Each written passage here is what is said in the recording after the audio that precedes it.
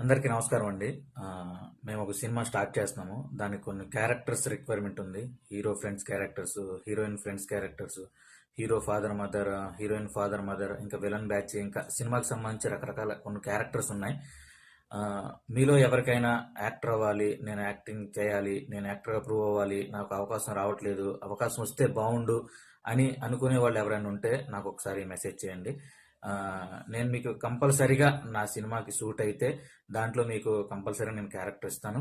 ఆ, అందరం కలిసి టీం వర్క్ చేయొచ్చు. ఎస్పెషల్లీ ఇదేంటంటే నేను ఒక టీం వర్క్ కొత్త వాళ్ళతోనే వెళ్ళాలనుకుంటున్నాను.